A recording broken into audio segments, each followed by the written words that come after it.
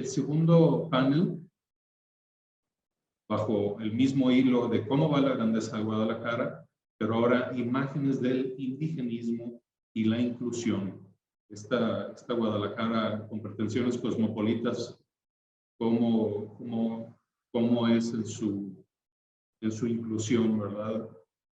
Sin más, quisiera decirles que ahora vamos a pasar a otro panel, también muy interesante, que es imágenes del indigenismo y la inclusión.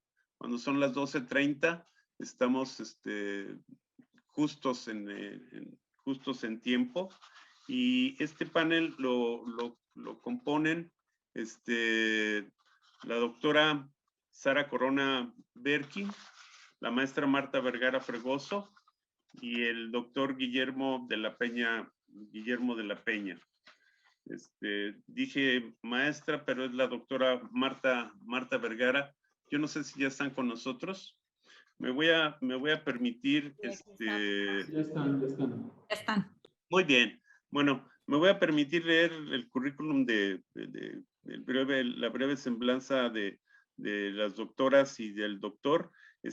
Hay que decir que si nuestro país es un país de desigualdades y de exclusiones, en lo que tiene que ver con el indigenismo, estas desigualdades y estas exclusiones se acentúan más, y más si se es mujer indígena, y si se es desde luego pobre. Sabemos que no es un asunto de naturaleza, es un asunto de estructuras, es un asunto de historias, es un asunto de injusticias. Me permito presentar a la doctora Sara Corona Berkin. Ella es doctora en comunicación por la Universidad Católica de Lovaina, Bélgica, y profesora de la Universidad de Guadalajara, cargo que había desempeñado antes en la Universidad Autónoma Metropolitana en su unidad Xochimilco. Ha realizado investigaciones en los campos de la comunicación escrita y en imágenes en distintos grupos sociales, la educación intercultural y la comunicación, la educación indígena, la historia de los libros de la SEP, así como la lectura en distintos grupos sociales. Es autora de libros y artículos diseñados para la capacitación de adultos en educación para los medios. Pertenece al Sistema Nacional de Investigadores en el nivel 3. Entre sus reconocimientos y distinciones sobresalen el Premio Nacional Antonio García Cubas en 2007, el Premio Tenamastlen en 2017, el Gold Addy Award en 2006 y el reconocimiento al mérito de Gary Soto Literary Museum en Berkeley, en Estados Unidos, en el 2010. Es miembro fundador del Centro María Sibila Merian de Estudios Latinoamericanos Avanzados, y desde 2017 es directora de este mismo centro. Bienvenida, doctora Sara Corona Berkin. Un honor que nos acompañe en esta 11ª semana, en esta onceava semana académica de letras para volar. Está también con nosotros la doctora Marta Vergara Fregoso. Buen mediodía tenga usted, para no decir tardes ni mañanas. Desde el año 2000 cuenta con la línea de investigación, educación y cultura, la cual se sostiene a través de los cursos y seminarios que imparte en los diferentes programas de licenciatura, maestría y doctorado en la Universidad de Guadalajara. Actualmente forma parte del cuerpo docente de la maestría en literacidad de la Universidad de Guadalajara. Siempre ha tenido presente que la investigación implica un compromiso con el ser humano y con la mejora de sus entornos, por lo que están implicados, por supuesto, los investigadores, los aprendices y las políticas de investigación establecidas. En ese mismo sentido, se incluyen las condiciones culturales y materiales para la producción del saber educativo, los criterios de decisión acerca de las líneas de investigación que se siguen, los paradigmas teóricos y metodológicos asumidos. De nuevo, un honor compartir con usted este panel por el que estamos a darle inicio. Doctora Marta Vergara Fregoso. Está también con nosotros el doctor Guillermo de la Peña, que es doctor en Antropología Social por la Universidad de Manchester, Reino Unido. Es miembro de la Academia Mexicana de Ciencias y emérito del Sistema Nacional de Investigadores. Participó en la fundación y dirigió el Centro de Estudios Antropológicos del Colegio de Michoacán y la Unidad Occidente del Centro de Investigaciones y Estudios Superiores en Antropología Social. Ha sido profesor e investigador en varias universidades mexicanas y extranjeras y consultor de instituciones académicas y fundaciones internacionales. Recibió, entre otras distinciones, el Premio Nacional de Investigación Urbana y Regional, el Premio Jalisco en el área de ciencias y la beca Guggenheim.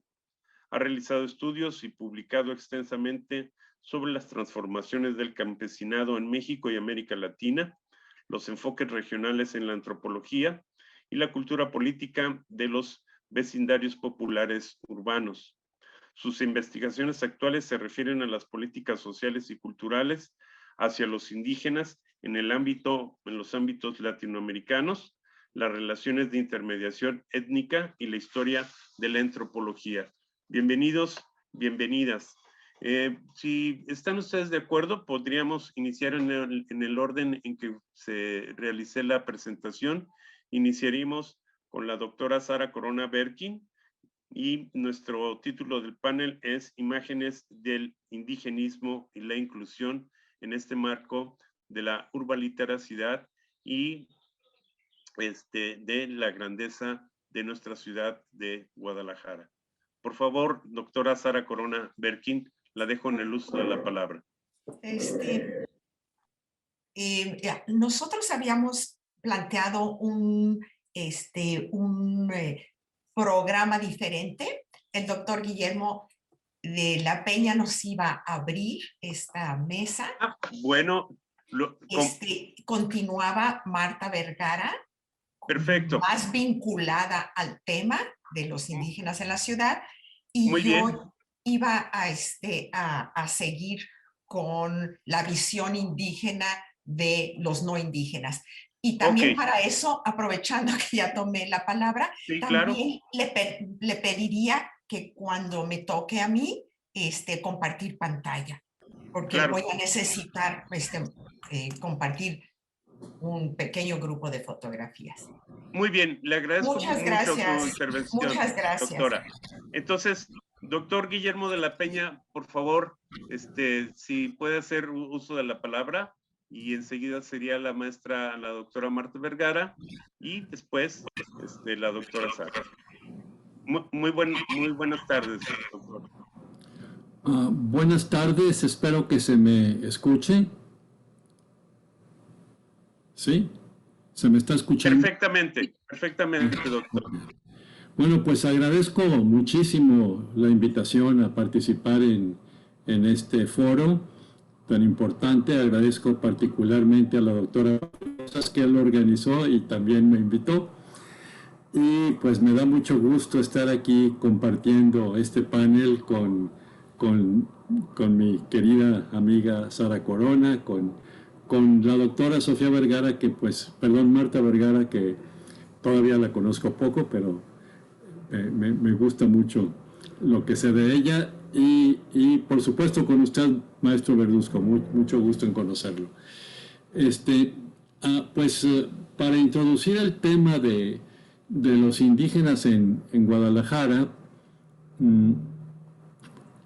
he pensado en partir de que un ingrediente sumamente importante de la grandeza de Guadalajara es el que es una ciudad intercultural. Más bien dicho, es ahora una ciudad pluricultural y lo ha sido desde su fundación. Y la aspiración que debemos tener todos en esta ciudad es que se convierta en una ciudad realmente intercultural, más allá de lo pluricultural. Hace aproximadamente 50 años, el hablar de Guadalajara como ciudad pluricultural, para la mayoría de las personas que vivían en Guadalajara, les parecería como que esta ciudad tenía la fama de ser, de tener una fuerte identidad homogénea, tapatía, ¿no? Y pues en esa identidad tapatía no se incluía al mundo indígena, se incluía a un mundo más bien criollo, si acaso mestizo, pero en realidad desde su fundación Guadalajara fue pluricultural. Hemos oído en este mismo foro presentaciones donde se habla de la presencia indígena en el momento de la fundación de Guadalajara, en el lugar que tiene actualmente. Recordemos que desde su fundación había 3 barrios indígenas muy identificados que estaban digamos, en la periferia inmediata de la ciudad, Mexicalcingo, Mezquitán y Analco. Eran 3 barrios perfectamente identificados como indígenas y como indígenas parte de la ciudad. Y luego se fue desarrollando con la creación de repúblicas de indios por el virreinato, se fue desarrollando lo que algún historiador, bueno, en concreto Tomás Calvo, llama el circuito indígena de Guadalajara, o los circuitos indígenas de Guadalajara, formados por una treintena de repúblicas de indios, de comunidades indígenas que estaban fuertemente vinculadas a la ciudad porque proporcionaban alimentos, o sea, cereales, frutas, vegetales de todos tipos, proporcionaban ganado que se criaba en las tierras de las comunidades, proporcionaban también leña, combustible y, por supuesto, fuerza de trabajo, no solo para las estancias y haciendas que se fueron desarrollando a lo largo de la colonia, sino también para los servicios de la propia ciudad. Entonces, los indígenas estaban presentes, como también estaban presentes los afrodescendientes que empiezan a llegar en el siglo XVII y, bueno, pues durante la segunda mitad del siglo XVII, sobre todo, se forma un núcleo afrodescendiente en todo el estado de Jalisco, varios núcleos afrodescendientes, pero uno de ellos está en Guadalajara. Y eso lo podemos encontrar en los estudios que se han hecho de los padrones que se hacen en la época del virrey Calleja, al final de la colonia, ya a principios del siglo XIX. Padrones que muestran la presencia de personas que recibían el apelativo de pardos, pero también muestran muchos indígenas y mestizos, no solamente criollos y peninsulares. Y esta presencia indígena pues sufrió golpes durante el siglo XIX porque, como se sabe, los indígenas fueron despojados de muchas de sus tierras comunales, se abolió la propiedad comunal de la tierra, también se atacó la institución del gobierno indígena que tenían las repúblicas de indios, se abolió eso. Hubo una intensa campaña en contra de la idea de propiedad comunal durante todo el siglo XIX por parte del gobierno, pero también por parte de las instituciones cívicas en Guadalajara, por parte de los particulares. Se persiguió la identidad indígena hasta cierto punto, lo cual llevó a que las lenguas indígenas que se hablaban, que era fundamentalmente la lengua náhuatl, que se había convertido en una lengua franca durante la colonia, pues esta fue desapareciendo, aunque se mantuvieron pues ciertos factores de identidad indígena importantes, sobre todo la organización comunitaria, por ejemplo, para las fiestas de los santos patronos, festivales unidos a ceremonias religiosas, en donde se ponía de manifiesto la identidad indígena. Por ejemplo, el Festival de los Tastuanes, que persiste hasta nuestros días. Y también encontramos indumentaria, costumbres ligadas a la comensalidad, a la organización familiar, a al trabajo comunitario, pues todo eso continuó durante el siglo XIX y yo diría en el siglo XX todavía está presente. En el siglo XX además, pues las tierras indígenas, aunque no se recuperaron sino en una forma muy parcial, sin embargo, en ciertas comunidades, incluso en las que han sido absorbidas por la mancha urbana de Guadalajara, persiste la conciencia de la identidad de la tierra comunal y persiste la defensa de esta tierra comunal. Entonces, aquí ha estado el mundo indígena desde la colonia. Sin embargo, yo diría, en los últimos 50 años, o sea, a partir de 1970, ha habido un cambio muy radical porque empezaron a llegar a Guadalajara familias indígenas procedentes primero del occidente de México, pero posteriormente de toda la República. Yo diría que la mayor parte de las 11 familias lingüísticas indígenas que existen en México está representada, si no todas, está representada la mayoría, y también diría de las 62 variedades que están agrupadas en estas 11 familias, pues también yo diría por lo menos la mitad de esas 62 variedades lingüísticas está representada en Guadalajara debido a los procesos migratorios. ¿Cuántos indígenas hay en Guadalajara, en la zona metropolitana de Guadalajara actualmente? Pues es difícil saberlo. Como todos sabemos, eso sí, hay dos maneras de medir la identidad indígena según los censos nacionales. Uno es a través de el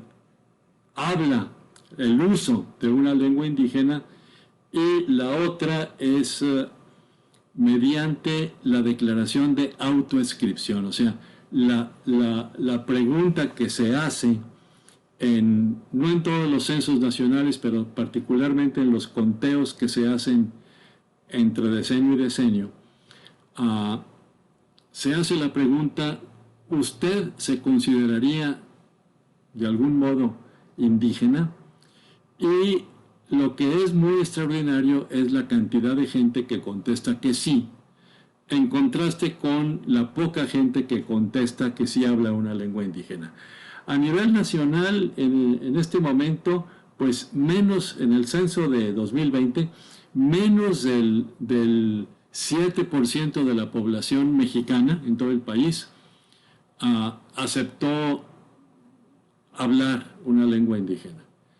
Sin embargo, 21% de la población mexicana, piénsense, 21% son muchas personas, declararon ser de alguna manera indígena. En Jalisco, y en la zona metropolitana de Guadalajara, los datos del censo de 2020 son que menos del 1% de la población que vive en la zona metropolitana, o sea, en los 6 municipios principales, o sea, Guadalajara, Zapopan, Tlaquepaque, Tonalá, El Salto, Tlajomulco, menos del 1% dice hablar una lengua indígena, declara hablar una lengua indígena. Sin embargo, aproximadamente el 7% dicen que sí son indígenas. Ahora, el 7% nos daría pues una cantidad de más de 350,000 personas que aceptan ser indígenas. Yo creo que la estimación tiene que ser más baja que eso. Pero yo diría, por lo menos hay, en estos 6 municipios, yo diría que se puede afirmar con cierta claridad que más de 100,000 personas pueden considerarse indígenas. Por la familia que pertenecen, por el lugar de origen de ellos mismos o de sus padres o de sus abuelos, por el tipo de asociaciones y de costumbres que guardan en la ciudad, y a veces también por el tipo de lengua que hablan. Y yo quisiera recordar que pues entre los grupos indígenas más importantes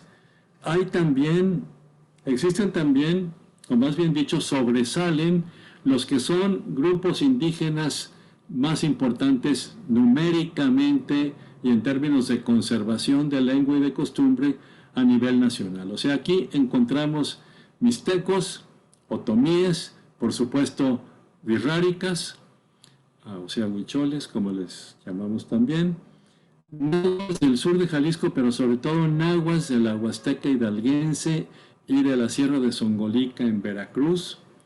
Tenemos también mixtecos y zapotecos de Oaxaca, mazahuas, tlapanecas, triquis, celtales y tzotziles de los Altos de Chiapas. Esos serían los que tienen una presencia más visible en Guadalajara, pero hay grupos de distinto origen que también están en Guadalajara, se notan menos, son menos numerosos. Y haciendo un poquito la historia, muy brevemente, recordemos que en los años 70 empiezan a quedarse en Guadalajara, primero personas provenientes de Oaxaca, que llegan en ferrocarril con la intención de llegar al norte del país a trabajar en campos agrícolas en Sinaloa, en Baja California, pero también del otro lado de la frontera.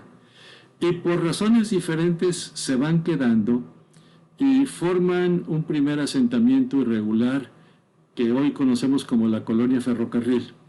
Ahí hay sobre todo mixtecos. Pero luego van llegando otros grupos y se van asentando en lo que llamamos fraccionamientos irregulares, en lo que, bueno, se llamó y se sigue llamando fraccionamientos irregulares. Hay que recordar que los fraccionamientos irregulares no existían en Guadalajara. Realmente lo que había de asentamiento irregular era muy poco antes de 1970.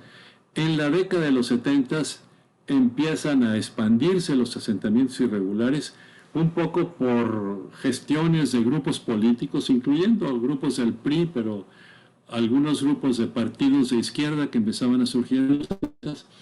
Y pues hay un momento en que casi una tercera parte de la mancha urbana está ocupada por asentamientos irregulares que se caracterizan pues por no tener servicios públicos, o sea, no tienen ni un patrón claro de urbanización, o sea, no tienen un formato de calles bien trazadas, por supuesto, ausencia total de zonas verdes, etcétera. No tienen servicios de alumbrado público ni de electricidad en las casas, faltan también servicios de agua y drenaje, servicios de seguridad pública, servicios de transporte, etcétera. Ahí es donde van formándose grupos de migrantes indígenas, de familias de migrantes indígenas, en las faldas del Cerro del Cuatro, del Cerro de Gachupín, sobre todo esto es en el sur de la ciudad, pero también aparecen en la zona norte. Y también aparecen familias indígenas que viven en vecindades en el centro de la ciudad, en la zona de la antigua central camionera, en la zona de San Juan de Dios, pero que tratan de irse a asentamientos donde puedan autoconstruir su propia vivienda. Estos grupos indígenas van a tener distintos tipos de actividades. Por ejemplo, los mixtecos desde un principio se insertan en lo que podríamos llamar servicios domésticos, sobre todo de jardinería, y forman grupos musicales, bandas de música que tocan en espectáculos, en lugares públicos, que son contratados para conciertos en lugares públicos. Las mujeres en el servicio doméstico. Los nahuas de la Huasteca hidalguense primero llegan mujeres, sobre todo mujeres jóvenes, a trabajar en servicio doméstico y viven en las casas de sus patrones, pero poco a poco se van yendo hacia la zona de San Juan de Ocotán, por ejemplo, y forman ahí también asentamientos inicialmente irregulares o alquilan casas desocupadas en los pueblos. Los otomíes venden golosinas y víveres, alimentos preparados, papas fritas, sobre todo se identificaba a los otomíes por vender papas fritas.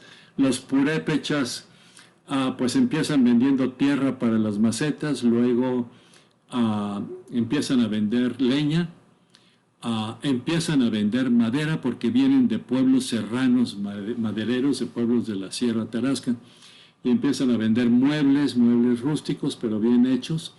Y los purépechas tienen una característica que creo los diferencia mucho, y es que construyeron sus propios campamentos dentro de la ciudad, en zonas habitadas, buscando lugares desocupados, zonas baldías o digamos plazas que no tuvieran demasiada asistencia. Entonces construyeron con madera, con cartones, a lo que ellos llaman campamentos, donde instalaron carpinterías y también servían como viviendas. Entonces, en fin, esto es solamente una pequeña probada de qué les pasó a los indígenas cuando llegaron aquí. Pues les pasaron diferentes cosas, pero en general viviendo en zonas deprimidas y teniendo muchas desventajas respecto de la ciudad. Hay que decir que los asentamientos irregulares poco a poco se fueron regularizando, pero esa regularización no los convirtió en asentamientos prósperos, ¿no? Sino que a pesar de que poco a poco fueron adquiriendo servicios, pero si uno los visita, pues siguen siendo zonas muy deprimidas, zonas marginadas, con malos servicios, con mal alumbrado, con inseguridad, en fin. Y entonces lo que quisiera subrayar es que a pesar de que los indígenas migrantes, estoy hablando ahora sobre todo de los migrantes, se han ido integrando a la ciudad de distintas maneras, sin embargo, están sufriendo de una manera bastante generalizada problemas de exclusión. 50 años después de que aparecen las primeras familias indígenas en la zona metropolitana, pues sus descendientes o nuevas familias que han llegado continúan teniendo problemas graves de exclusión. Y quiero referirme a varios de estos tipos de exclusión. Uno de ellos tiene que ver con su falta de identificación oficial. ¿Por qué?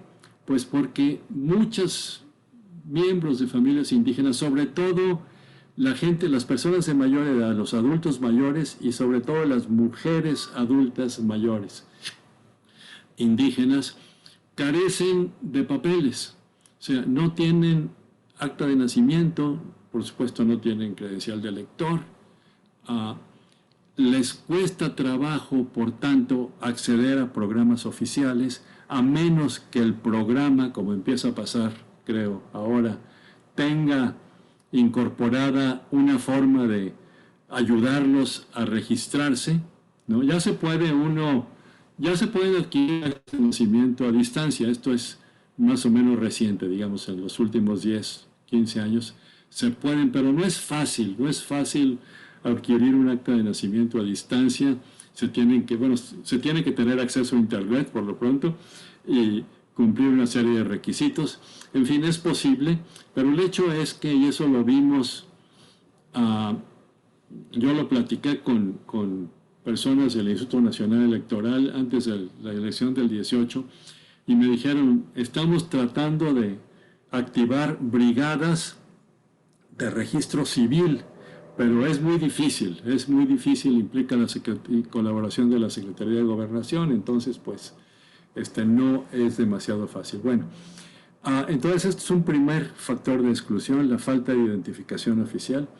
Otro factor de exclusión que repercute, por supuesto, en el empleo para los jóvenes y para los adultos, son las desventajas de escolaridad.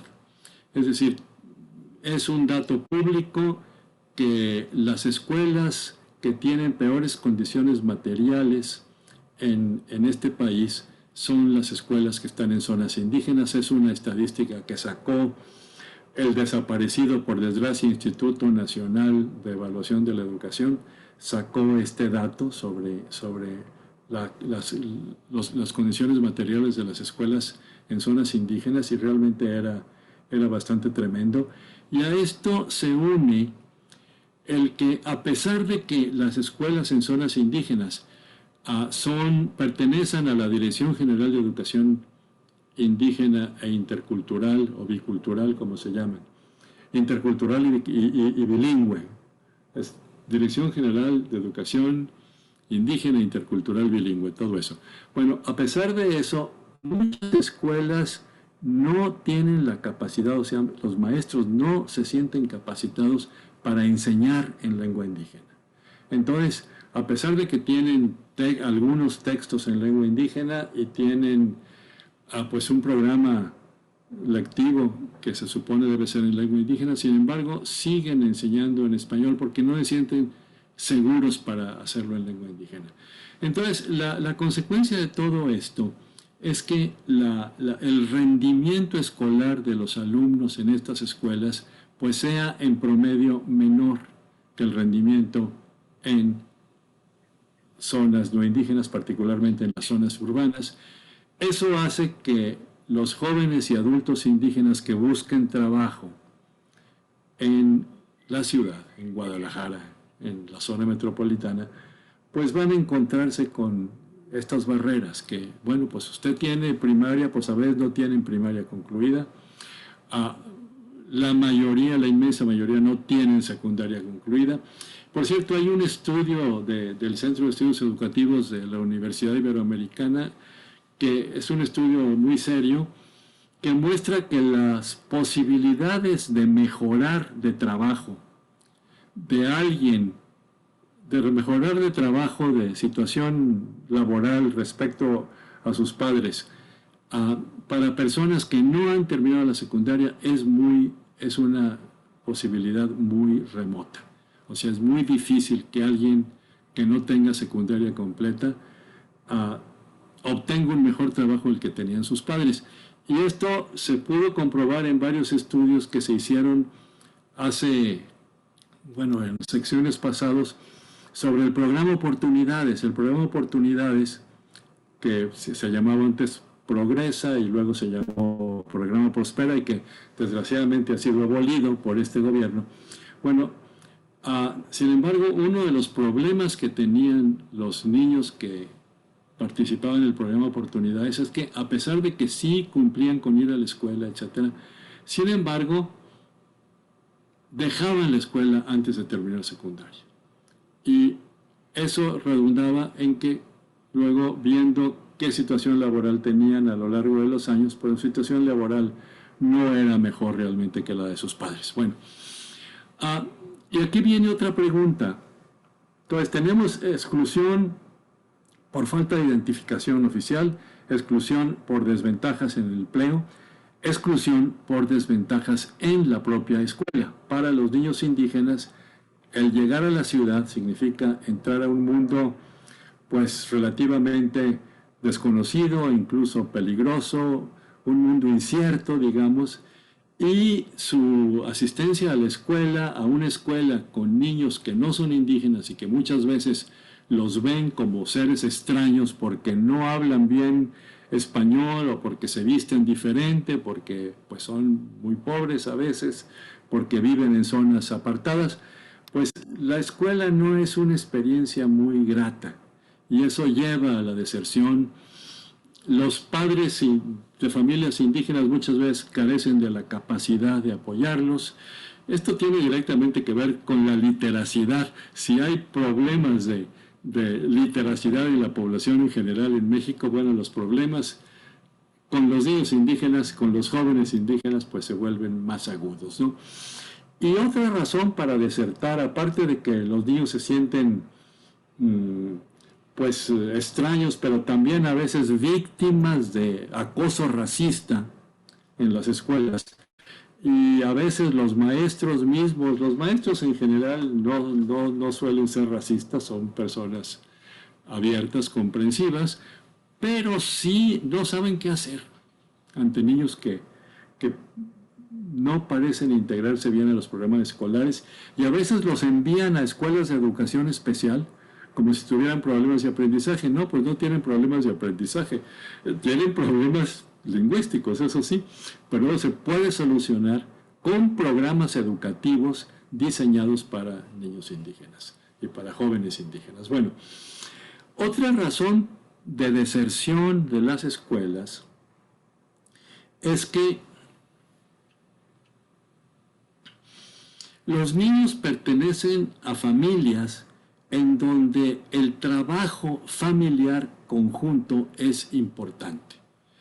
Por supuesto, en las zonas rurales, pues es tradición de que los niños desde pequeños, los hombres, los niños varones empiezan a trabajar en el campo con los papás, las niñas empiezan a ayudar a la mamá en labores domésticas, a veces en labores de venta de productos locales, cuidado de animales de corral, etc.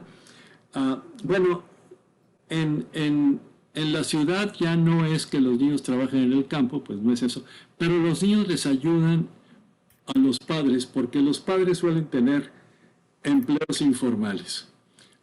Es decir, suelen estar metidos en la venta ambulante, a veces en la albañilería, pero casual, o sea, son contratos ad hoc, entonces de repente pues el niño tiene que ir a llevarles el almuerzo o irles a ayudar en alguna tarea, sobre todo los niños más grandecitos, ya los adolescentes. Y entonces la familia sigue requiriendo del trabajo de los niños simplemente para sobrevivencia, no porque quieran hacerse más ricos, sino para poder lidiar con su situación económica. Eso causa deserción en la escuela, causa incomprensión y a veces enojo de las autoridades escolares. Los niños además y los jóvenes a veces pertenecen a familias indígenas que tienen una cierta característica nómada, es decir, la familia indígena es una familia que se mueve porque muchas veces vuelve a la comunidad indígena, a la comunidad de origen, porque tiene que ayudar en labores del campo, en la cosecha, en cuidar a los abuelos enfermos, en participar en las fiestas del pueblo porque le tocó la mayordomía al padre de familia y tiene que ir y se lleva a toda la familia. Entonces, todo esto causa ausencia escolar que tiene su precio y que lleva a que el rendimiento escolar no sea bueno y por tanto esto redunde en que con el paso del tiempo los jóvenes no van a tener buenos empleos. Otro elemento también importante, parecería que es puramente anecdótico, pero no, es el matrimonio temprano, sobre todo de las niñas, de las mujeres indígenas adolescentes, que pues a pesar de que esto ha ido modificándose, todavía la incidencia de matrimonio temprano es importante. ¿Por qué? Pues porque el tener el estatus de casados para hombres y mujeres es muy importante para tener una identidad en su comunidad y en su familia extensa, ¿no?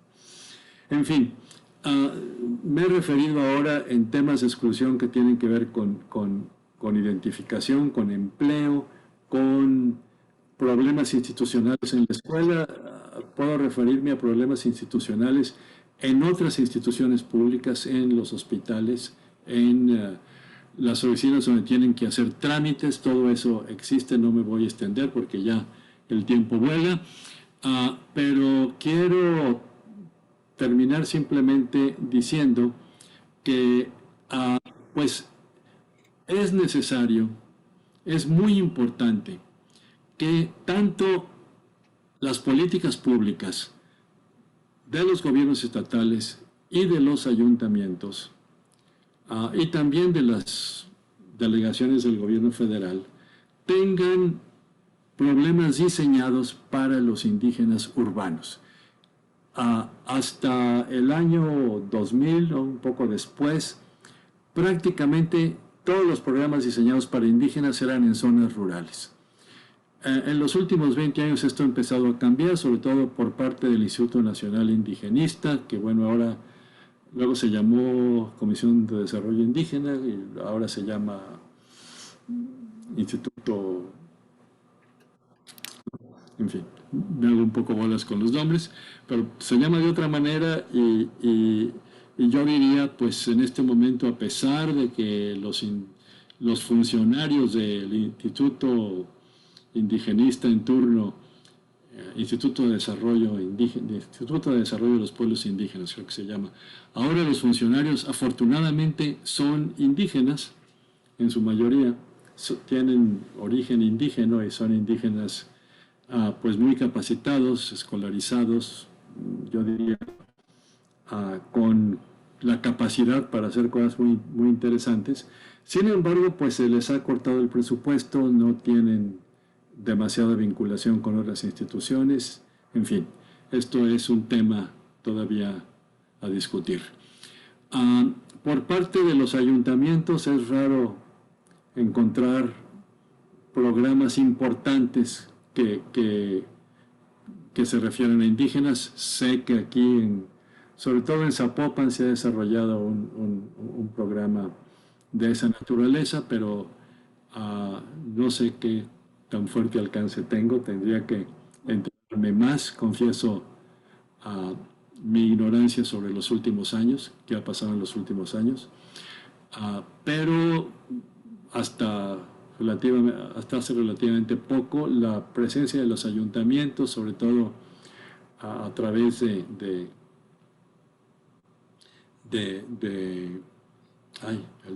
los DIF, pues existía, pero no era demasiado fuerte. La Universidad de Guadalajara tiene un programa, la UASI, muy importante, yo creo. El ITESO tiene también un programa para becarios indígenas. Otras instituciones tienen algo. Hay organizaciones civiles, organizaciones de la sociedad civil que buscan hacer algo, pero todavía, yo diría, estamos muy lejos de tener una política no solo pública, sino también civil, para realmente tomar en serio la presencia indígena. Quiero terminar con dos conceptos que yo creo que son muy importantes en este asunto de la grandeza de Guadalajara y la urbaliteracidad. Uno es el concepto de reconocimiento. La política de reconocimiento, que bueno, tiene su origen en escritos de un filósofo canadiense, Charles Taylor, quien habla de la importancia que tiene para los seres humanos el que nos reconozcan por lo que somos, que no nos definan desde fuera, sino que acepten también la definición que nosotros tenemos en diálogo con ellos, con los demás. Es decir, el que se reconozca a los pueblos indígenas como diferentes, pero partes del México común, es muy importante. El que se acepte que no es una anomalía ser indígena, es una forma de ser mexicano que es tan normal como las demás. Ese reconocimiento, que es la aceptación de la cultura, aceptación de las costumbres, aceptación de la lengua, de la indumentaria, de la presencia indígena, es muy importante. Pero junto con el concepto de reconocimiento hay otro que es igualmente importante, que es el concepto de redistribución. Mientras vivamos en un país, ya esto se ha dicho mucho en este foro, y me alegra mucho que se haya dicho y se haya repetido en este foro, mientras vivamos en un país con tremendas desigualdades sociales, mientras la riqueza esté concentrada en unos cuantos, mientras las libertades civiles, que son tan importantes, sean patrimonio de solo ciertos segmentos de la población y se excluya de ellas a otras, pues es difícil que haya verdadero reconocimiento. Tiene que haber reconocimiento con redistribución de todos los bienes estratégicos de que goza la nación mexicana. No solo distribución de dinero, de bienes naturales, sino de bienes materiales, sino redistribución de todos los recursos intangibles que tenemos los ciudadanos, la ley, la libertad, la capacidad de asociarnos, la capacidad de representarnos. La capacidad de representarnos es muy importante. Y hasta ahora los indígenas han estado muy poco representados en general en el país, pero particularmente en las ciudades. Tienen muy poca representación pública, tienen muy poca presencia como voces que participan en la política, en los ayuntamientos, en los congresos estatales. Esto nos hace mucha falta. Y con esto ya termino porque estuve demasiado largo. Pido disculpas por ello y les doy las gracias por su atención. Doctor, un gusto escuchar sus reflexiones y la vasta información de la que usted dispone. Esperamos tener otra ronda para que nos siga hablando sobre este tema. Voy a ceder el uso de la palabra a la doctora Marta Vergara Fregoso en esta mesa que, como ustedes saben, es Imágenes del Indigenismo y la Inclusión. Por favor, doctora Marta Vergara. Sí, muchas gracias. Bueno, pues en primer lugar, un agradecimiento a los organizadores por la invitación para participar en este panel, a la doctora Patricia Rosas, muchísimas gracias. Una gran alegría de compartir este panel con investigadores con tan alto reconocimiento como es el doctor Guillermo de la Peña y también la doctora Sara. Bueno, pues muchas gracias. Gracias, doctor Arturo. Bueno, para organizar mi participación en el panel, me realicé algunas preguntas. Y la primera pregunta que me planteé para esta participación es, ¿quiénes son los indígenas? ¿Quiénes son? ¿Cómo se definen? Y coincido plenamente con lo que me acaba de mencionar el doctor Guillermo. Y para ello mencionaría algo que específicamente en México, para llegar a identificar la población indígena, se han considerado algunos aspectos, tal como se planteó, la condición de hablante o no de la lengua indígena, pero este indicador puede ser muy cuestionado, ya que en un alto porcentaje de la población queda fuera de esta categoría debido a estereotipos negativos que están asociados a ser hablante de una lengua indígena o hablar castellano.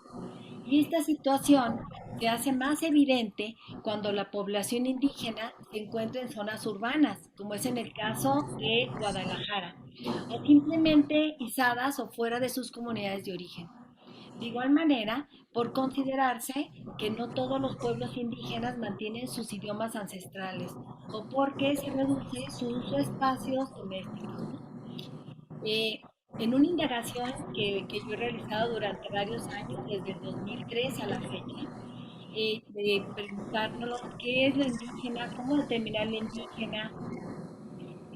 Aquí también empezamos a identificar que lo indígena se debe definir a partir precisamente de la revalorización de la identidad, lo cual entonces es una consecuencia de una movilización que se da entre lo social y entre lo político, pero que también está presente la creciente de la autodescripción de los ciudadanos.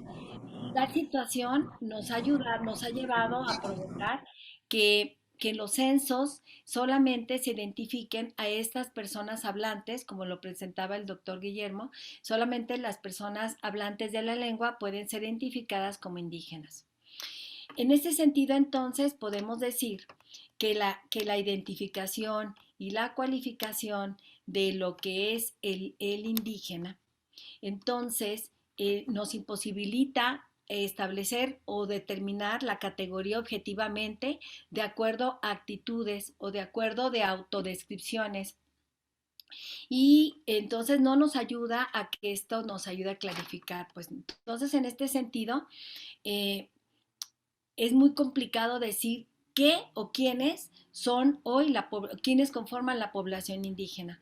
Y todavía es más difícil aún quiénes son miembros de un pueblo indígena. Y por ello, entonces, aquí aparece también la susceptibilidad de derechos y deberes específicos en esta función debido a esta condición. Entonces, eh, si nosotros recurrimos un poco al pensamiento indigenista, que ya está institucionalizado, aquí se ha discutido que las definiciones del término indígena parten desde lo biológico, desde lo lingüístico y desde lo cultural. Pero la mayoría de estas posiciones nos dicen que ya deben ser superadas y desechadas porque no dan cuenta de la cualidad específica que supone lo que es lo indígena. Entonces, para comprenderlo, por ejemplo, voy a remitirme a la definición desde lo biológico. La determinación de que un indígena es identificado desde lo biológico nos remite a algunas precisiones raciales. Y este es un primer elemento que podemos decir que es marcado o que nos devela un elemento de exclusión. Porque entonces, si nos remite a algunas presiones raciales dirigidas a afirmar que aquello que se distingue a lo indígena del resto de la población es su raza. Sin embargo, la realidad de los indígenas en nuestro país es cercana al mestizaje biológico y cultural, de manera que no existe esa pureza racial a que nos remita a decir que por ser moreno o no ser moreno, si es un moreno o tiene ciertas características, etcétera, entonces es indígena. Lo mismo ocurre con el criterio lingüístico, porque obligados a vivir en una sociedad que no es la propia y a desenvolverse adecuadamente en ella, los indígenas han abandonado en gran mayoría su lengua de origen y han asumido en algunos casos el bilingüismo, mientras que en otros casos hay comunidades donde los idiomas vernáculos están todavía, ya están en proceso de extinguirse, como por ejemplo en la zona donde se encuentra la población náhuatl, ¿no? Otro aspecto importante que también implica un elemento de exclusión es lo cultural. Y el aspecto cultural tampoco nos facilita la comprensión de la totalidad de lo que implica ser indígena o no, porque la gran parte de las comunidades, si no es que en todas, han adquirido ya elementos occidentales. No hay pueblos que estén totalmente, pueblos indígenas, en donde sus comunidades se conserve totalmente su cultura. Pero sí, algún ejemplo de ello es el pueblo Birrárica, que se encuentra en la zona norte de nuestro estado de Jalisco. Pero ya son pocos pueblos, pocas comunidades y grupos que todavía conservan tal cual sus costumbres y tradiciones en este marco de la cultura al cual yo me refería, ¿no?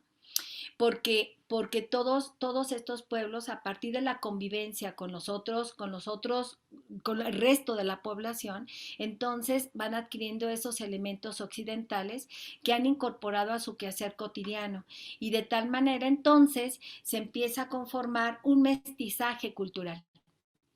Si se hasta este momento, entonces, fíjense que está la categoría racial, lingüística y cultural como tres grandes ejes que pueden ser una evidencia o elementos, aspectos que inciden en gran medida en la exclusión en la parte de nuestra ciudad y en general de las ciudades.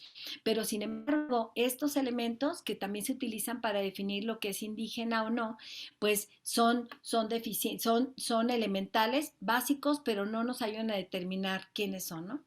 Entonces, lo indígena no es una condición en sí, tal y como lo afirman ciertos autores, por ejemplo, Bonfil, que nos dice que lo indígena no es solamente eso, sino una relación entre el pueblo y el Estado.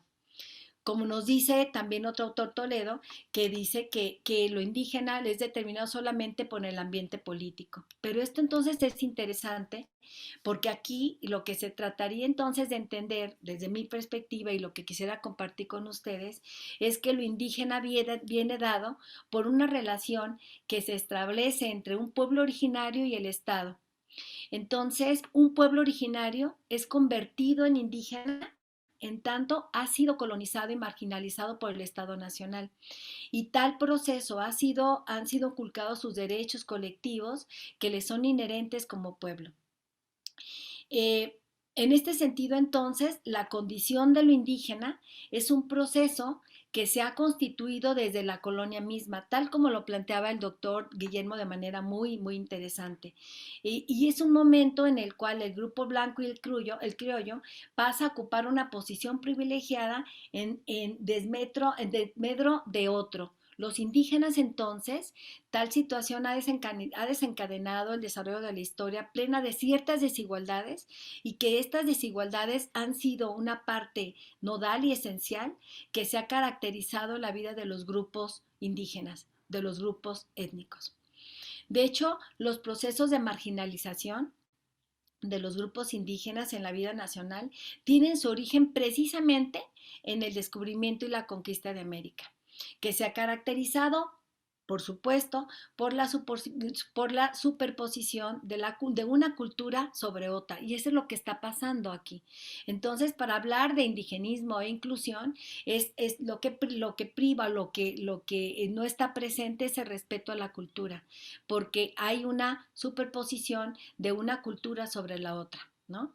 Entonces, esto provoca una situación de marginación que lejos de disminuir o superarse con la llegada de la independencia en numerosos, sobre todo en México, como se dio el proceso de la independencia en México, ha dado o se ha evidenciado con mayor medida esos procesos de discriminación, pero también de exclusión, ¿no? Entonces, en este sentido, la otra de las preguntas que yo me lancé para este momento es también que los pueblos indígenas, entonces, si no sabemos con exactitud quiénes son y cómo son y cuántos son, porque sí sabemos en número, pero ahorita quiero comentar algo, entonces los pueblos indígenas se pueden identificar o se pueden incluir o considerar dentro de la categoría de minoría, pues específicamente podría decir que sí. Y de acuerdo a esto, los pueblos indígenas desde los organismos internacionales también quedan agrupados dentro de esta categoría de minorías, ¿no? Y que generalmente se les suele identificar con minorías étnicas, pero también puede coincidir con una categoría de minorías lingüísticas. En este sentido, entonces, el Comité de Derechos Humanos ha reconocido a los pueblos indígenas como minorías, pero para efecto, por ejemplo, para el efecto del pacto número 27 que ha sido promovido por personas pertenecientes a los pueblos indígenas, ¿no?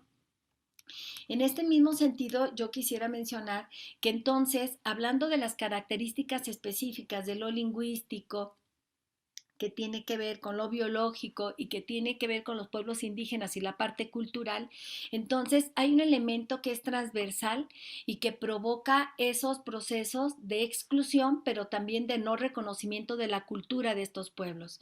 Y para esto está un concepto transversal elemental que es la diversidad.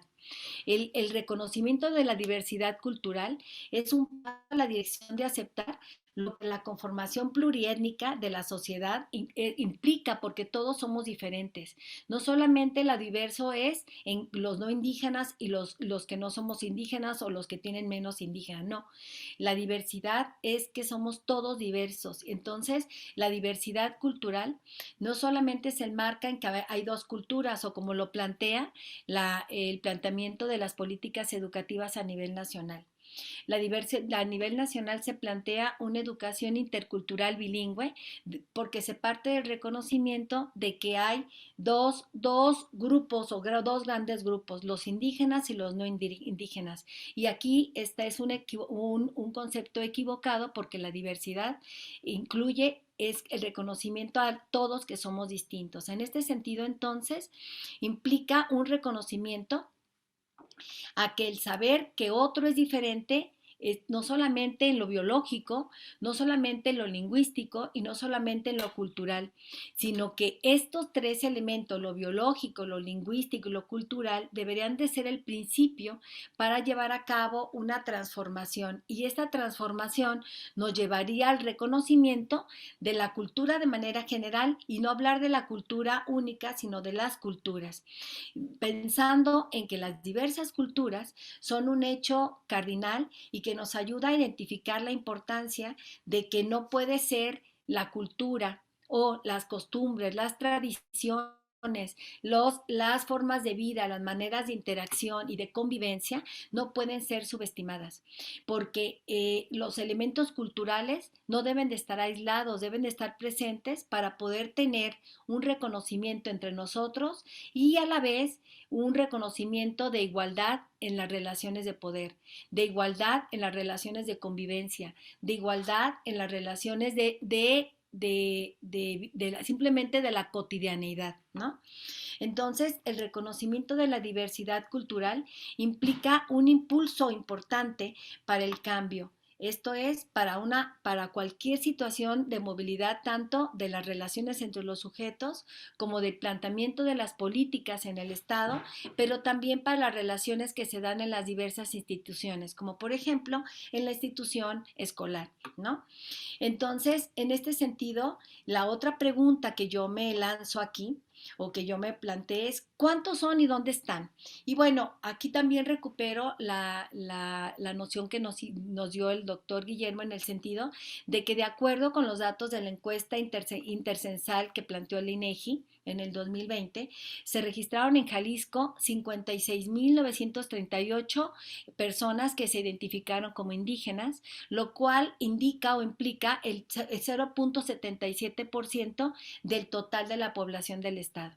O sea que de toda la población del estado de Jalisco, menos del 1% son identificados como personas indígenas de acuerdo al elemento principal que marca la encuesta intercensal, que tiene que ver con el habla, que deben ser hablantes de la lengua, ¿no?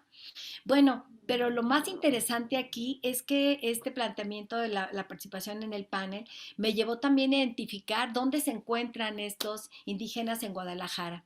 Y resulta que estos 0.77% de la población que se identifica como indígena se encuentran ubicados en la colonia Ferrocarril, donde viven los mixtecos, que regularmente la gran mayoría de los mixtecos migraron hacia la ciudad de Guadalajara y bueno, ahora ya están establecidos ahí en la colonia Ferrocarril y quisiera platicarles al respecto mi experiencia como profesora en una secundaria de la colonia Ferrocarril precisamente. El otro grupo de los indígenas se encuentran ubicados en el rincón de Agua Azul, detrás de la estación de ferrocarril, y también existen asentamientos de grupos indígenas en las colonias Polanco y Felipe Ángeles, donde residen los purépechas, y en las vecindades de San Juan de Dios y la vieja central camionera, donde viven los otomíes, birráricas, tzotziles y nahuas.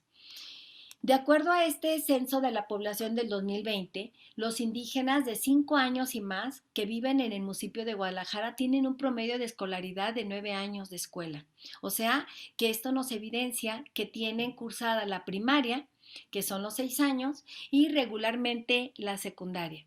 O sea, y hasta ahí más o menos llega el nivel de escolaridad de estos niños. Bueno, sin embargo, hay algunos estudios, por ejemplo, un estudio que realizó Flores, donde se afirma que a pesar del incremento de escolaridad que tienen los niveles educativos, pues resulta que los currícula que están planteados para la educación básica, tanto en primaria, en preescolar, en primaria y en secundaria, para llevar a cabo la educación de los niños de Jalisco, específicamente voy a referirme a Jalisco, no incluye las particularidades familiares ni organizativas de los pueblos indígenas, lo cual, por ende, provoca una deserción escolar. porque el tipo de educación que nosotros tenemos la educación es un elemento que por supuesto que nos ayudaría a desarrollar las habilidades de convivencia, habilidades cognitivas, habilidades para la incursión laboral, habilidades para la vida cotidiana. Sin embargo, la escuela pues no tiene la preparación desde la parte curricular para la atención de estos niños, porque es una escuela pensada en la homogeneidad, no pensada en la atención de la heterogeneidad. No reconoce o no se retoma la parte curricular, el reconocimiento de la diversidad, que fue lo que hace un momento mencioné. Desde mi experiencia como profesora de matemáticas, yo llegué en el año de 1985 a la escuela secundaria 30 mixta. Y esta escuela secundaria 30 mixta está ubicada precisamente en la colonia Ferrocarril. Y aquí puedo decir que yo duré trabajando como profesora que impartía matemáticas y física en esta secundaria, duré trabajando de 1985 a 1995. Y quiero decir que yo tuve la experiencia de trabajar con adolescentes que recién llegaban en aquel momento a la colonia Ferrocarril, que eran migrantes precisamente, que venían regularmente, personas que venían de Michoacán o de otras zonas, y entonces específicamente mixtecos y zapotecos que vivían en esta zona. Bueno, lo que quiero compartir con ustedes es específicamente cómo llegaban esos niños, esos adolescentes a la escuela y cómo vivían, cómo era su trayecto en esta escuela, que precisamente esta escuela está enclavada, está ubicada todavía en la zona metropolitana de Guadalajara, en la colonia Ferrocarril. Bueno, la experiencia con estos niños tiene que ver que eran niños aparentemente mudos. ¿Por qué? Porque no eran niños hablantes de la lengua, o sea, no hablaban el castellano. Entonces, si no hablan el castellano, solamente lo que pasaba es que los niños se reunían con los mismos niños de la misma comunidad. Esto es, la escuela fue una escuela que se inauguró en 1985, se abrió con la atención al público y bueno, esto fue una gran oportunidad para que estos niños se inscribieran en la escuela y cursaran los estudios de los que en el nivel en el cual se encontraban.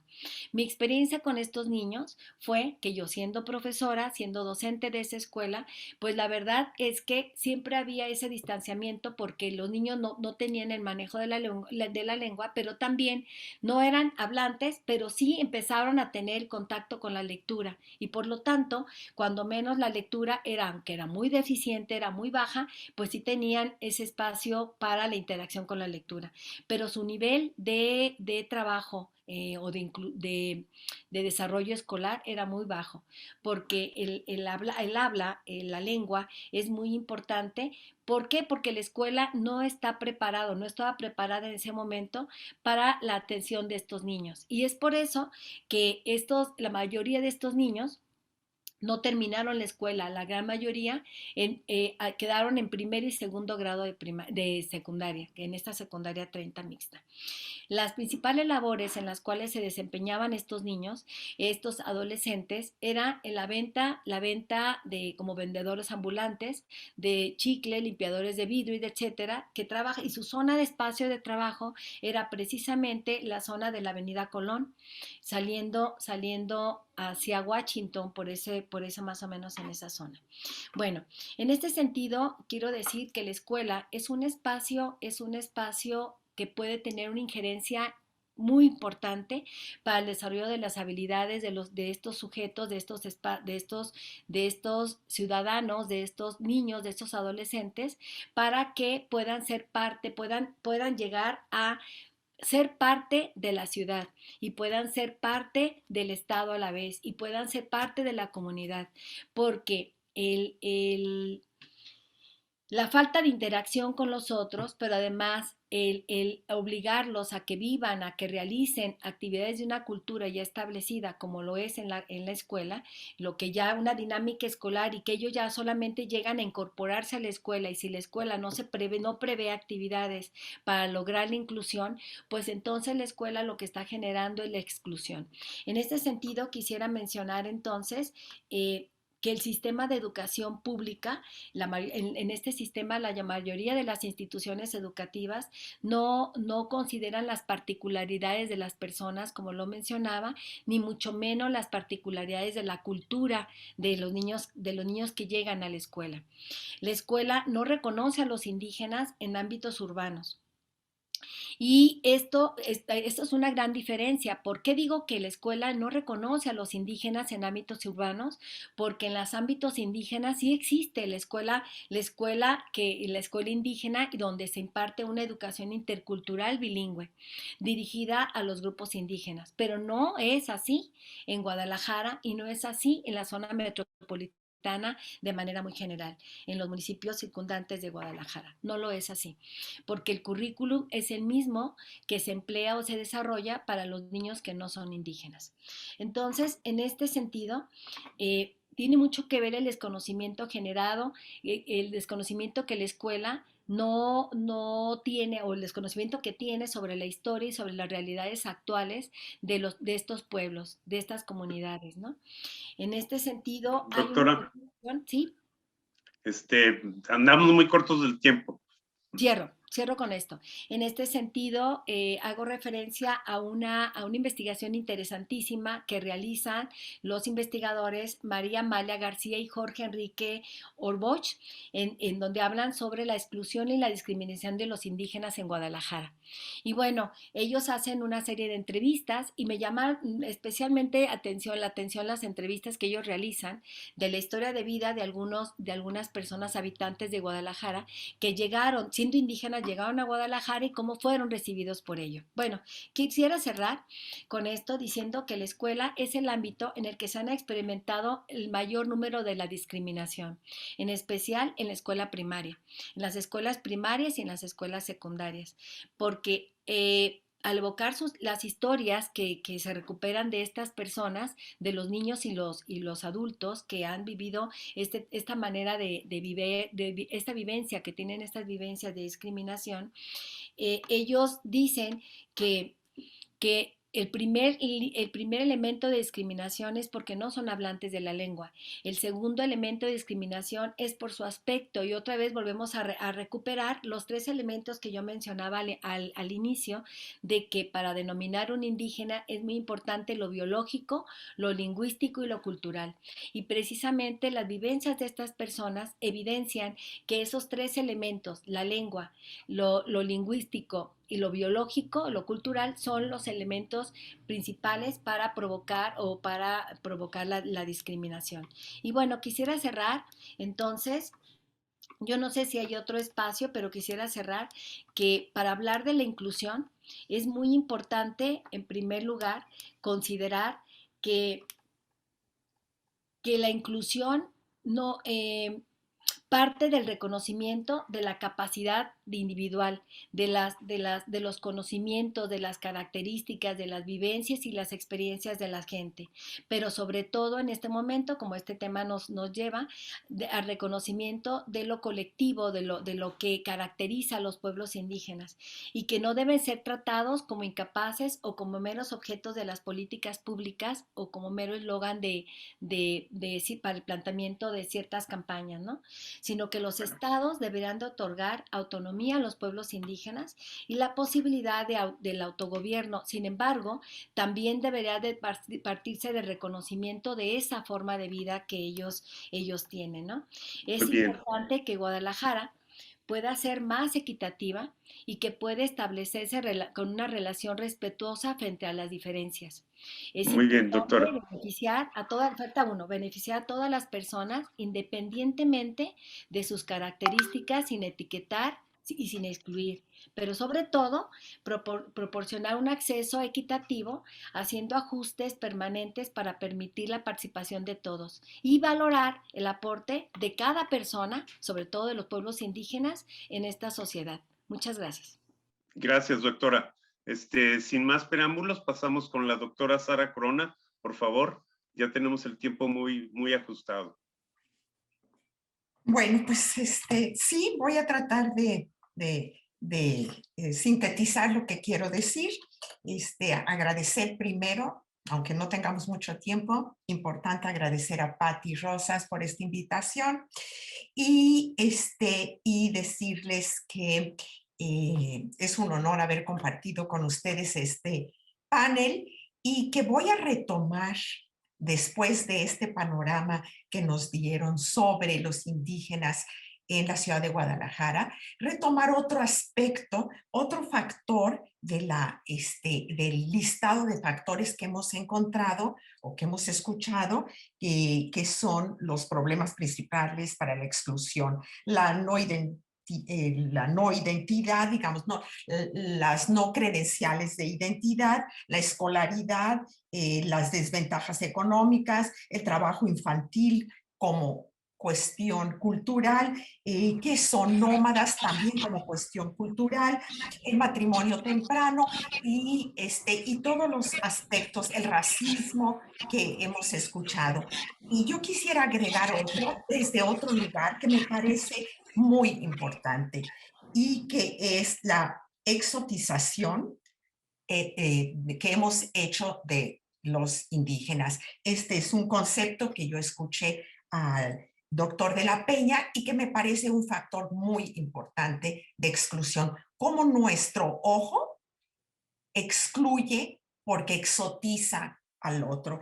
Y el otro es que ni siquiera sabemos cómo nos ven ellos a nosotros.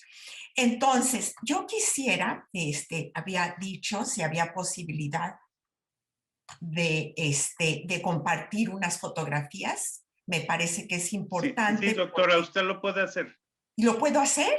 Sí. Ok.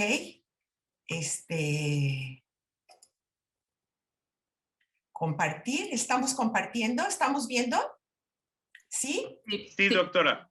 Bueno, esta es parte de una investigación larga, pero es un fragmento de la investigación donde, más allá de ver cómo son los indígenas, cómo ellos piensan, qué es lo que dicen sobre la educación, sobre diferentes aspectos, más allá de observarlos, lo que hemos hecho es traerlos a la ciudad de Guadalajara para que ellos digan por sí mismos 3 cosas. Uno, para que nosotros podamos ver en ellos 3 cosas. Uno, que es su nueva posición. Es una posición activa y productiva. Ya no van a ser en este fragmento de la investigación, no van a ser mirados a través de la foto, sino que ellos van a ser activos y productivos de una técnica de poder, que es sacar fotos de los otros. El segundo sería que un puente, estas fotografías nos permiten como puente ver que la identidad no es fija. Se muestra un mestizaje, puede ser, con todo lo complicado y conflictivo que es el concepto mestizaje, que está presente en todos y que no es una corrupción de las reglas, que los indígenas no es que se están corrompiendo, sino que están actualizando su propia identidad. Y también podemos ver aquí un tercer nivel que a mí me parece muy interesante y yo me inspiré en Italo Calvino con sus ciudades invisibles. Yo creo que Guadalajara tiene ciudades invisibles que no las vemos y estas son la ciudad de los deseos, esta opulencia que tenemos y que ni siquiera la vemos, pero que los chicos que vienen a sacarnos fotos sí ven esa opulencia. La ciudad de los lenguajes desconocidos. Nosotros flotamos entre las metáforas, la publicidad, los íconos turísticos, y creemos que es lo natural. No es lo natural. Es una ciudad invisible que nosotros le hemos puesto etiquetas. Es una ciudad de los otros. Nosotros creemos que es nuestra ciudad, es la ciudad de todos. No, no es la ciudad de los que no conocemos. Esa no es, ¿no? Y la ciudad sin historia, también, Guadalajara también es una ciudad sin historia.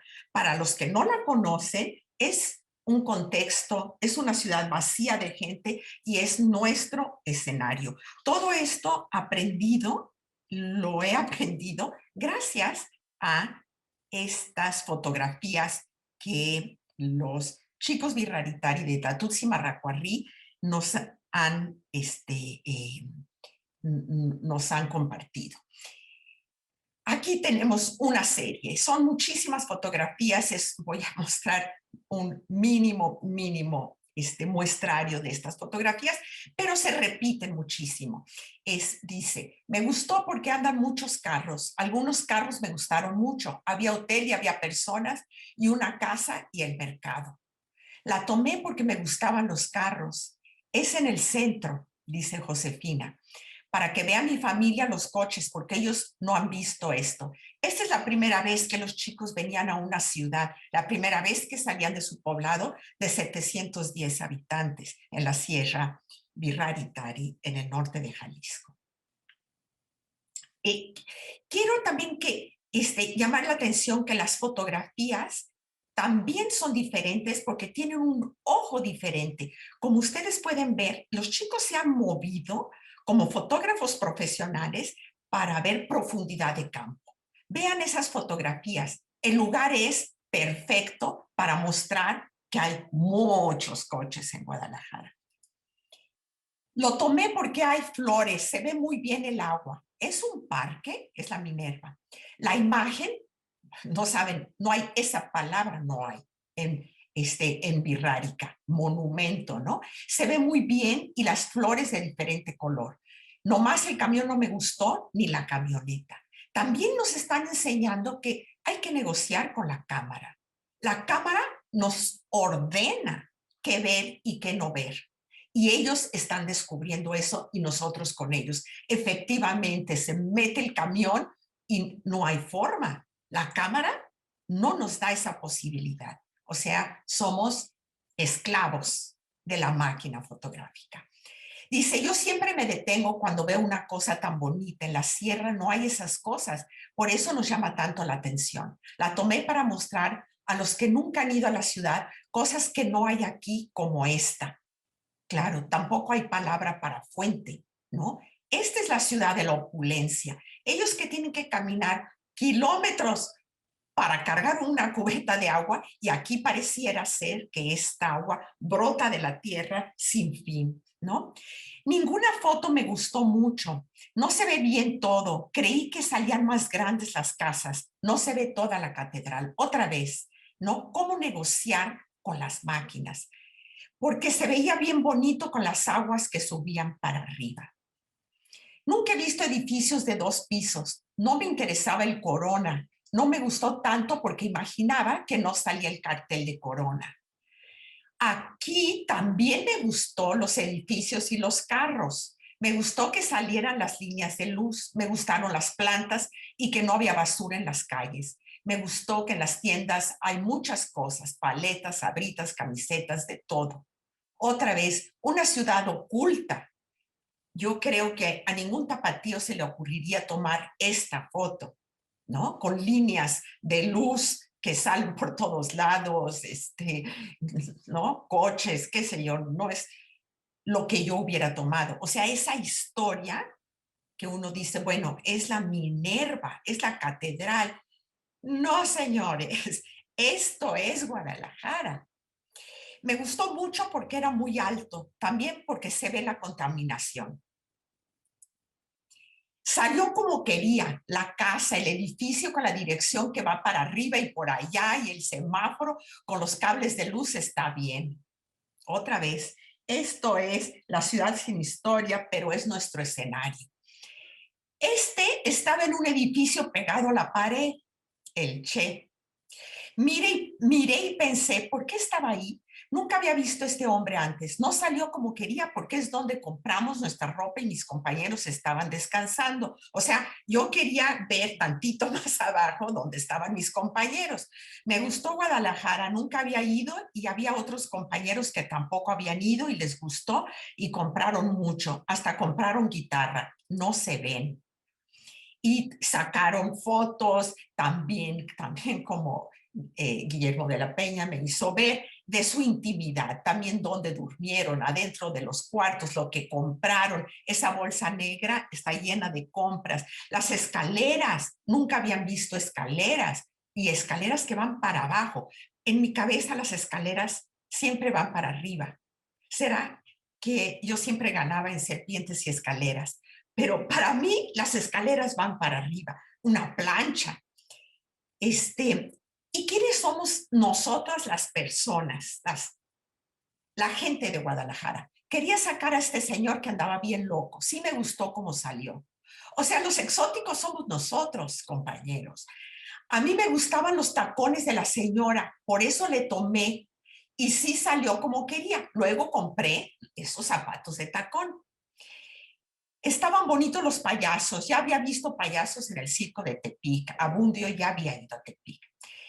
Había muchos perfumes y cremas y era el mejor precio. Aquí dice, y efectivamente dice las gardenias, el mejor precio. Había botas y ropa también. Todas esas metáforas, ¿no? Digo, ¿quién? Nadie cree que aquí es el mejor precio, ¿no? Ellos, si lo anuncias, es que no es el mejor precio. Ellos estaban abrazando, ahí hay una pareja, y duraron mucho, como media hora parados, abrazados, y ya no hicieron otra cosa. Yo nomás quería tomar a la persona que está sentada en silla de ruedas, porque me imagino que no puede caminar por su pie. No había visto una persona así. Ella me dijo que la tomara. Me gustó la cámara grande, me gustaron las plantas. No me gusta con la señora. Me hubiera gustado más solo. Y más fotos de ellos con ellos mismos, entre ellos en esta excursión como investigadores a la ciudad de Guadalajara. Más fotos de ellos adentro de su cuarto, en su comedor, con el oculista, viaje al zoológico, y vemos las últimas fotos con las maravillosas compras que se hicieron. Alguien me dijo, ¿qué hiciste con estos niños tan hermosos? ¿Cómo los veniste a echar a perder en Guadalajara? No, esto no es echar a perder. Esto es, ¿qué es lo que ellos quieren? ¿Qué es lo que les gusta? ¿Por qué esas camisetas? Conocemos poco. Las poses, por favor, vean las poses de los chicos. Y aquí, con esto cierro las fotos. ¿Cuáles son los temas? Les quiero mostrar en la experiencia esta de 25 años, a partir de 1997, donde nunca habían tomado una cámara, una foto, vemos que gente es el 64.5%, casi igual que los franceses, primeros fotógrafos que relató Bourdieu en su libro sobre la fotografía. En el 2017 vuelve a ser muy importante la gente, 43.5%, porque volvimos a tomar fotos en su comunidad. Sin embargo, en el 2007, que son estas fotos que les mostré, la gente es muy poco importante, 22.2%, o por lo menos no nosotros. Nosotros son contadas las fotos que nos tomaron y en realidad se tomaron de ellos, pero son las cosas, los edificios, todo lo que conocieron, el tema principal. Bueno, con esto creo que el tiempo se terminó, no hay mucha más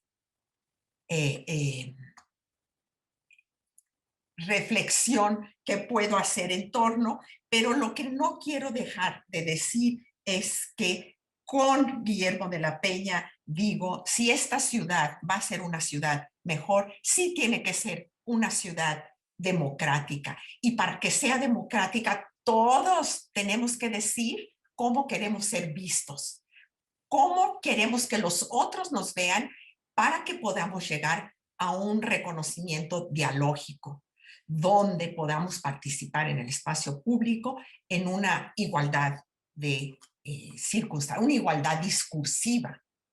Y con esto termino, porque sé que ya están aquí los colegas de la próxima, de la próxima mesa. Bueno, muchas cosas se quedaron en el tintero. Les agradecemos mucho a este panel. Rápidamente nada más quisiera mencionar algunas cosas que aparecieron en el chat.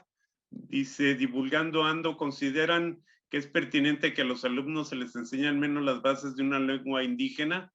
Dice María de los Ángeles Signoli, en el departamento de San Vicente, Misiones en Argentina, con el aporte de miembros de la agrupación Docentes por los Niños, del cual formo parte, hemos logrado contratar de manera permanente un docente Mibia guaraní que acompañe las trayectorias educativas de los estudiantes aborígenes en la EFA de San Vicente. Saludos a la doctora Marta, extraordinarias participaciones de ella, el doctor Guillermo, María de los Ángeles Signoli de nueva cuenta. Lamentablemente el Estado utiliza la denominación pueblos originarios, pueblos indígenas según su conveniencia. Rita Gracián, es apremiante abandonar la visión de una educación colonizadora, considerar el contexto antes de asumir qué es lo mejor, desde la óptica de las clases dominantes para las poblaciones indígenas. Esto que decía el doctor Guillermo, de una política de reconocimiento y desde luego la redistribución de la riqueza, en nuestro país y desde luego de las representaciones en todos los órdenes sociales políticos. Yo no sé si tengamos tiempo, dice Maite García, creo que a este punto tenemos mucho conocimiento de la exclusión y las problemáticas de este sector de la población, pero ¿dónde entra nuestra responsabilidad ante las acciones de solución? Es un panel que ha sido muy enriquecedor, se quedaron muchas cosas en el tintero, visibilidad, invisibilidad, visibilidad para discriminar, invisibilidad para discriminar, y lo que se ha enunciado aquí, las reflexiones, les agradecemos muchísimo, doctor Guillermo de la Peña, doctora Marta Vergara Fregoso y doctora Sara Corona, por su participación en este panel, en esta 11ª semana académica de Letras para Volar. Que estén ustedes muy bien y que tengan una excelente tarde.